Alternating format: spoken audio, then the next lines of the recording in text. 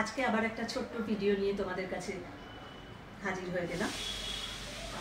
আমার যে গল্প পাঠের আসর ইউটিউবে সেটা প্রায় এই 1 বছর হতে চলল আমি শুরু করেছি। আজকে একটু কয়েকটা কথা মনে হলো যে তোমাদের সাথে শেয়ার করি।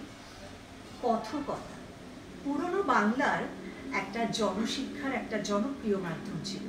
যিনি কথক ঠাকুর থাকতেন তিনি সংস্কৃত শ্লোক বা অনেক কঠিন কঠিন গল্প সেগুলোকে সুন্দর করে সাধারণভাবে বুঝিয়ে বলতেন গল্পগুলোকে। তার মধ্যে গান থাকতো, অভিনয় থাকতো এবং সাধারণের বোঝার মতন করে সেই সংস্কৃত গল্প বা নীতি শিক্ষা তারা শেখাতেন এবং এটি লোকশিক্ষার একটা জনপ্রিয় মাধ্যম ছিল। আজ গল্প পাঠের এই যে আসর বা আমি এই যে গল্প পড়ে শোনাই, আমার কীরকম মনে হলো একটু বোধহয় কথকতার সঙ্গে একটা কোথাও মিল আছে।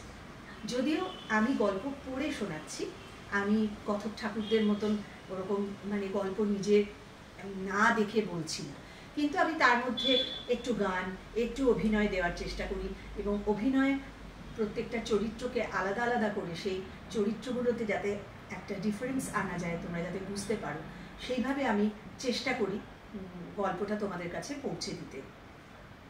সেই জন্যই আমার কীরকম একটু মনে হলো যে ওই বাংলার, পুরনো বাংলার ওই কথকতার সাথে এই আজকের গল্প বলার, গল্প পড়ে শোনানোর একটা কোথাও যেন মিল আছে। ভালো থেকো, গল্পে থেকো, অনেক কমেন্ট করো। কমেন্ট যদি আসে আমার ভীষণ ভালো লাগে, কমেন্ট না আসলে আমি একেবারেই নিরুৎসাহ হয়ে পড়ি।